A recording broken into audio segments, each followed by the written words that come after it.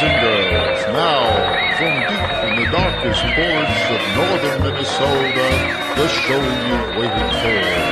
This is Grizzly's Growls, and I am honored to present our host, the man, the mystery, the legend. This is Grizzly.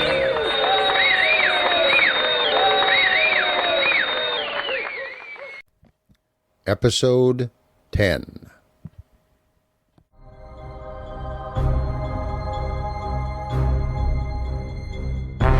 Eugenics and Other Evils by G.K. Chesterton.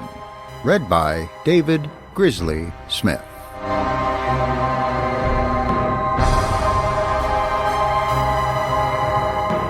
Part 2. The Real Aim. Chapter 2. True History of a Tramp. He awoke in the dark ages, and smelt dawn in the dark, and knew he was not wholly a slave. It was as if, in some tale of Hans Andersen, a stick or a stool had been left in the garden all night, and had grown alive and struck root like a tree. For this is the truth behind the old legal fiction of the servile countries, that the slave is a chattel, that is, a piece of furniture, like a stick or a stool. In the spiritual sense, I am certain it was never so unwholesome a fancy as the spawn of Nietzsche supposed today. No human being, pagan or Christian, I am certain, ever thought of another human being as a chair or a table. The mind cannot base itself on the idea that a comet is a cabbage, nor can it on the idea that a man is a stool. No man was ever unconscious of another's presence, or even indifferent to another's opinion. The lady who is said to have boasted her indifference to being naked before male slaves was showing off, or she meant something different. The lord who fed fishes by killing a slave was indulging in what most cannibals indulge in, a Satanist affectation. The lady was consciously shameless, and the Lord was consciously cruel. But it simply is not in the human reason to carve men like wood or examine women like ivory, just as it is not in the human reason to think that 2 and 2 make 5. But there was this truth in the legal simile of furniture, that the slave, though certainly a man, was in one sense a dead man, in the sense that he was movable. His locomotion was not his own. His master moved his arms and legs for him, as if he were a marionette. Now it is important in the first degree to realize here what would be involved in such a fable as I have imagined, of a stool rooting itself like a shrub. For the general modern notion certainly is that life and liberty are in some way associated with novelty and not standing still. But it is just because the stool is lifeless that it moves about. It is just because the tree is alive that it does stand still. That was the main difference between the pagan slave and the Christian serf. The serf still belonged to the Lord, as the stick that struck root in the garden would have still belonged to the owner of the garden, but it would have become a live possession. Therefore, the owner is forced by the laws of nature to treat it with some respect. Something becomes due from him. He cannot pull it up without killing it. It has gained a place in the garden, or the society. But the moderns are quite wrong in supposing that mere change and holiday and variety have necessarily any element of this life that is the only seed of liberty. You may say, if you like, that an employer taking all his work people to a new factory in a garden city is giving them the greater freedom of forest landscapes and smokeless skies. If it comes to that, you can say that the slave traders took Negroes from their narrow and brutish African hamlets and gave them the polish of foreign travel and medicinal breezes of a sea voyage. But the tiny seed of citizenship and independence there already was in the serfdom of the Dark Ages had nothing to do with what nice things the Lord might do to the serf. It lay in the fact that there were some nasty things he could not do to the serf. There were not many, but there were some, and one of them was eviction. He could not make the serf utterly landless and desperate, utterly without access to the means of production, though doubtless it was rather the field that owned the serf than the serf that owned the field. But even if you call the serf a beast of the field, he was not what we have tried to make the town workman, a beast with no field. Foulon said of the French peasants, "Let them eat grass." If he had said it of the modern London proletariat, they might well reply, "You have not left us even grass to eat." There was, therefore, both in theory and practice, some security for the serf, because he had come to life and rooted. The seigneur could not wait in the field in all weathers with a battle-axe to prevent the serf scratching any living out of the ground, any more than the man in my fairy tale could sit out in the garden all night with an umbrella to prevent the shrub from getting any rain. The relation of lord and serf, therefore, involves a combination of two things: inequality and security. I know there are people who will at once point wildly to all sorts of examples, true and false, of insecurity of life in the Middle Ages, but these are people who do not grasp what we mean by the characteristic institutions of a society. For the matter of that, there are plenty of examples of equality in the Middle Ages, as the craftsmen in their guild, or the monks electing their abbot. But just as modern England is not a feudal country, though there is a quaint survival called Harold's College, or Ireland is not a commercial country, though there is a quaint survival called Belfast, it is true of the bulk and shape of that society that came out of the Dark Ages and ended at the Reformation that it did not care about giving everybody an equal position, but did care about giving everybody a position. So that by the very beginning of that time, even the slave had become a slave one could not get rid of. Like the Scotch servant who stubbornly asserted that if his master didn't know a good servant, he knew a good master. The free peasant in ancient and modern times is free to go or stay. The slave in ancient times was free neither to go nor stay. The serf was not free to go, but he was free to stay. Now what have we done with this man? It is quite simple. There is no historical complexity about it in that respect. We have taken away his freedom to stay. We have turned him out of his field, and whether it was injustice, like turning a free farmer out of his field, or only cruelty to animals, like turning a cow out of its field, the fact remains that he is out in the road. First and last, we have simply destroyed the security.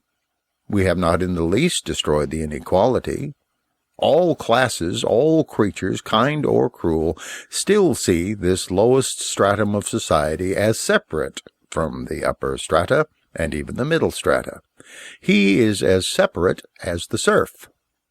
A monster, fallen from Mars, ignorant of our simplest word, would know the tramp was at the bottom of the ladder as well as he could have known it of the serf.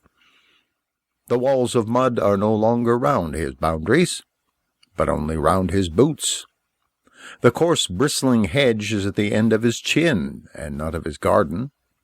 But mud and bristles still stand out round him like a horrific halo, and separate him from his kind. The Martian would have no difficulty in seeing he was the poorest person in the nation. It is just as impossible that he should marry an heiress, or fight a duel with a duke, or contest a seat at Westminster, or enter a club in Pall Mall, or take a scholarship at Belial, or take a seat at an opera, or propose a good law, or protest against a bad one, as it was impossible to the serf. Where he differs is in something very different. He has lost what was possible to the serf. He can no longer scratch the bare earth by day or sleep on the bare earth by night without being collared by a policeman. Now, when I say that this man has been oppressed as hardly any other man on this earth has been oppressed, I'm not using rhetoric. I have a clear meaning, which I am confident of explaining to any honest reader. I do not say he has been treated worse. I say he has been treated differently from the unfortunate in all ages. And the difference is this, that all others were told to do something and killed or tortured if they did anything else. This man is not told to do something, he is merely forbidden to do anything. When he was a slave, they said to him, "Sleep in the shed. I will beat you if you sleep anywhere else." When he was a serf, they said to him, "Let me find you in this field. I will hang you if I find you in anyone else's field." But now he is a tramp, they say to him, "You shall be jailed if I find you in anyone else's field, but I will not give you a field." They say, "You shall be punished if you are caught sleeping outside your shed, but there is no shed." If you say that modern magistracies could never say such mad contradictions, I answer with entire certainty that they do say them. A little while ago, 2 tramps were summoned before a magistrate charged with sleeping in the open air when they had nowhere else to sleep. But this is not the full fun of the incident. The real fun is that each of them eagerly produced about 2 pence to prove that they could have got a bed, but deliberately didn't. To which the policeman replied that 2 pence would not have got them a bed, that they could not possibly have got a bed, and therefore, argued that thoughtful officer, they ought to be punished for not getting one.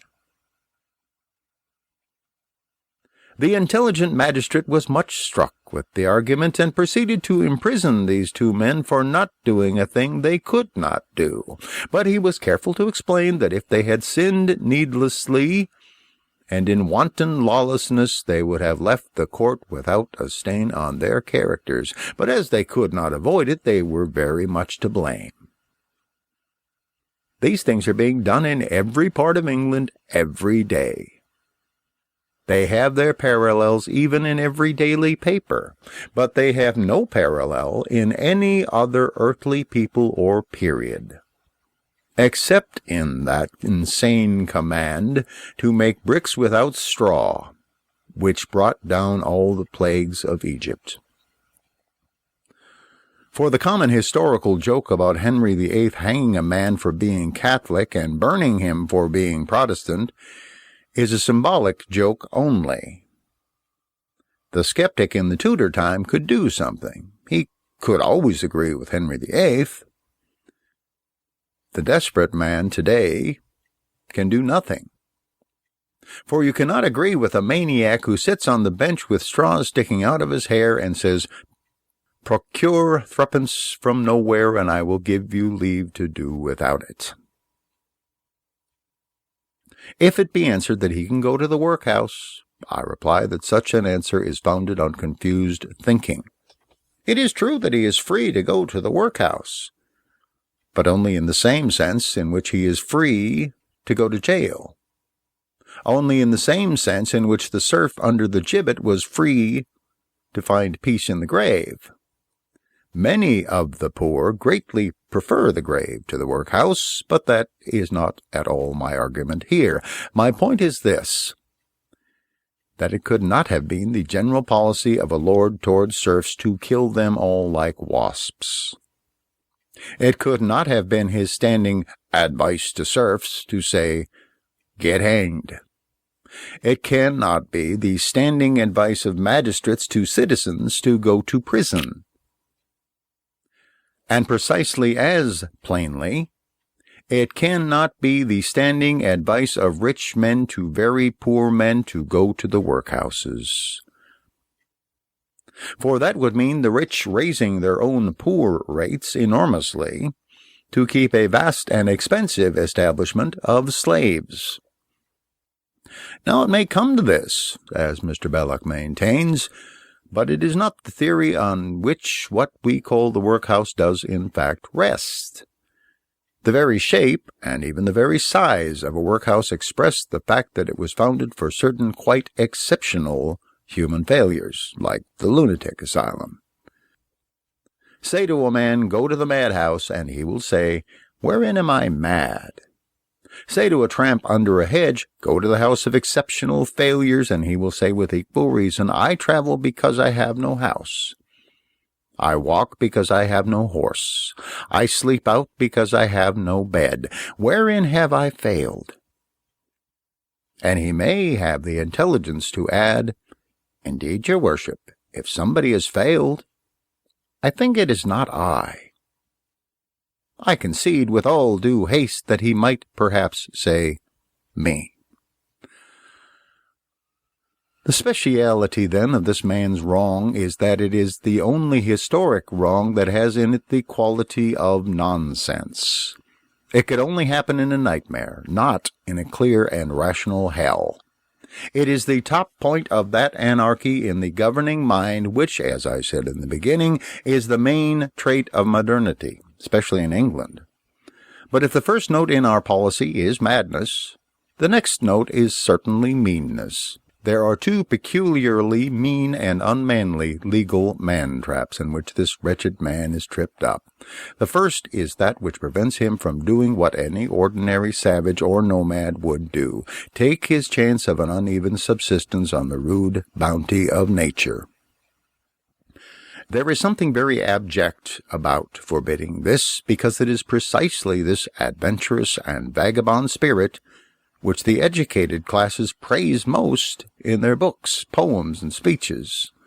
To feel the drag of the roads, to hunt in nameless hills, and fish in secret streams, to have no address save over the hills and far away, to be ready to breakfast on berries and the daybreak, and sup on the sunset and a sodden crust, to feed on wild things and be a boy again. All this is the heartiest and sincerest impulse in recent culture, in the songs and tales of Stevenson, in the cult of George Barrow, and in the delightful little books published by Mr. E.V. Lucas.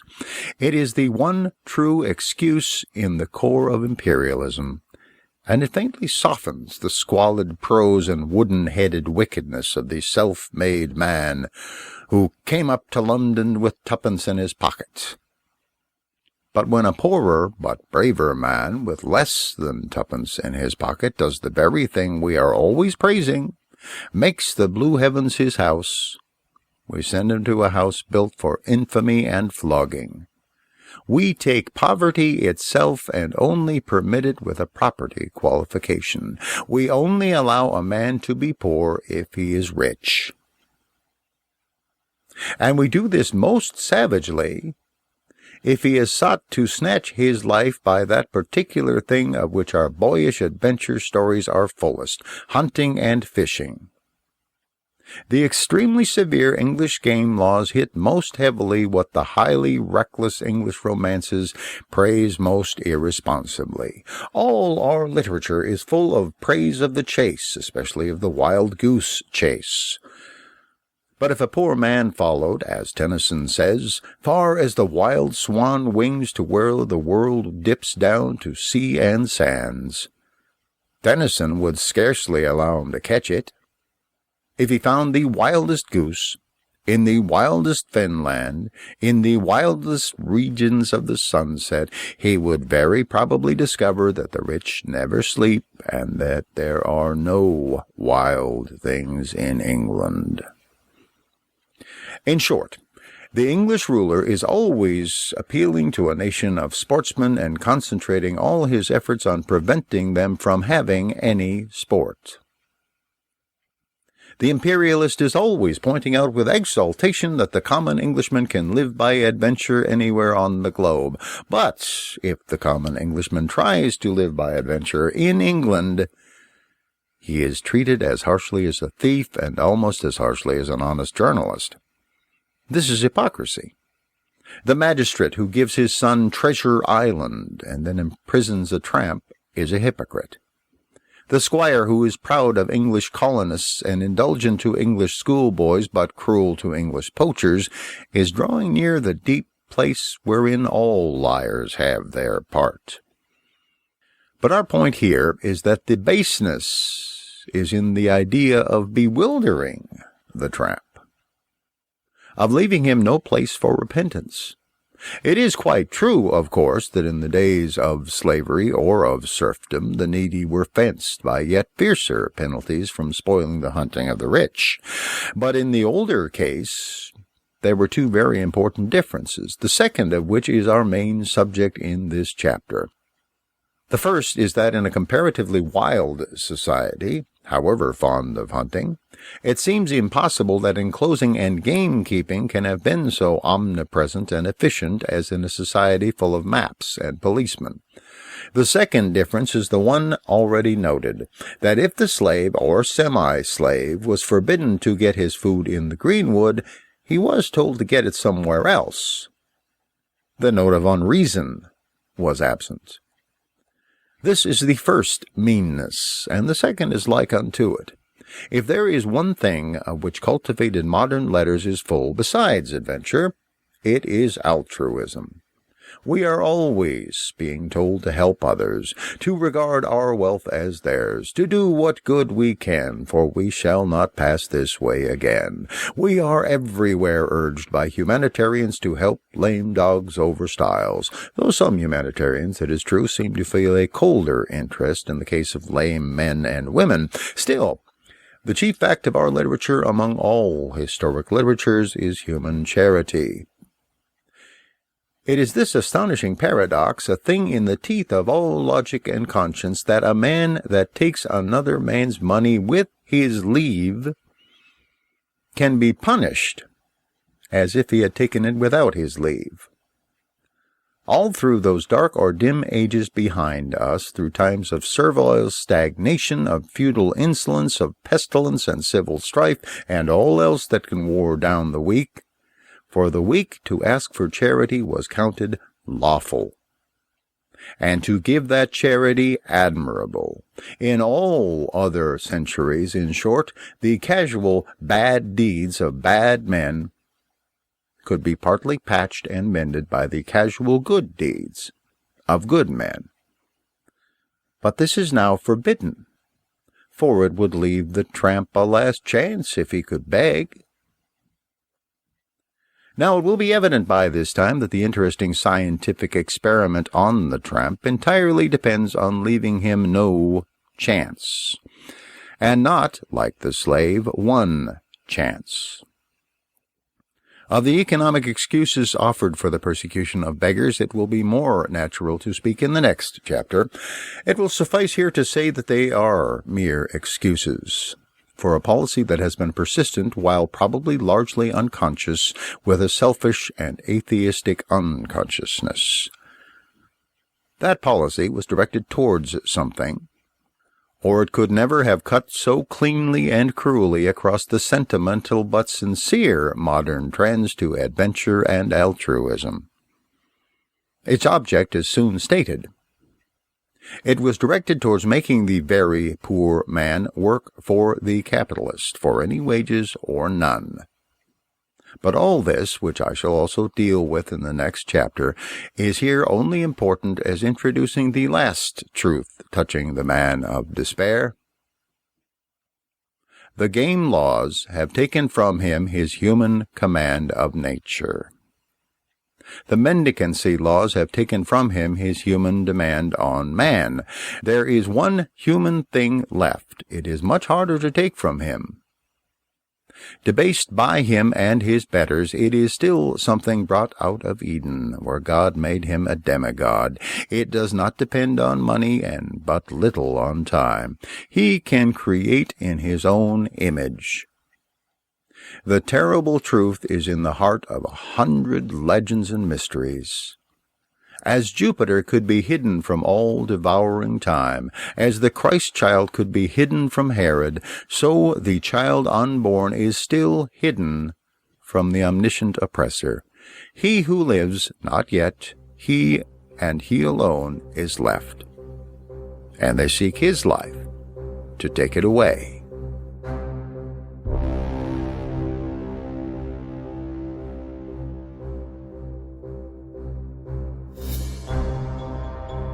Thank you for listening to Eugenics and Other Evils by G.K. Chesterton, read by me, David Grizzly Smith. Theme music for the book is Showdown by Kevin MacLeod of Incompetech.com. This book is released under a Creative Commons Attribution, Non-Commercial, No Derivatives 3.0 license. That means please make copies, please share this book, but don't change it. Don't sell it, and do tell people where you got it. If you like this book, leave a comment and a rating on podiobooks.com, or comment on grizzliesgrowls.com, or anywhere else you can. Blog about it, podcast about it, tweet about it. Tell everyone. Thank you.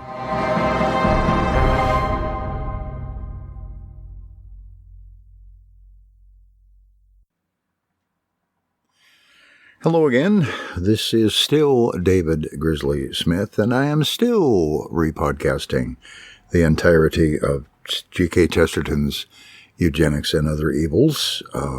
But you may note that I started doing this at the beginning of March, and things have changed a little bit since the beginning of March. There are people that are out on the front lines of this particular war we're going through.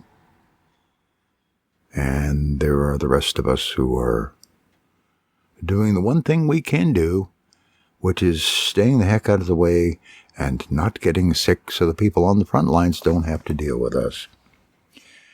And for that, I want to say something that is a quote from a fella named Alan Allman, who used to do a radio show on 100.3 WNIC in Detroit, Michigan, a radio show he did called Pillow Talk, very late at night, lots of romantic music.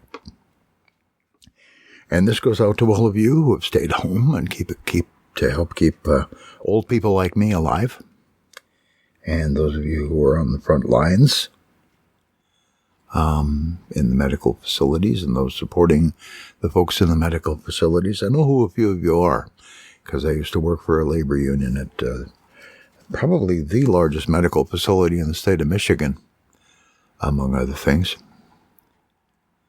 So I'm going to quote Alan Allman for you, and then I'm going to go on with the show. Here we go. Thank you for being there when I needed you. And thank you for just being you. Sweet dreams, angels.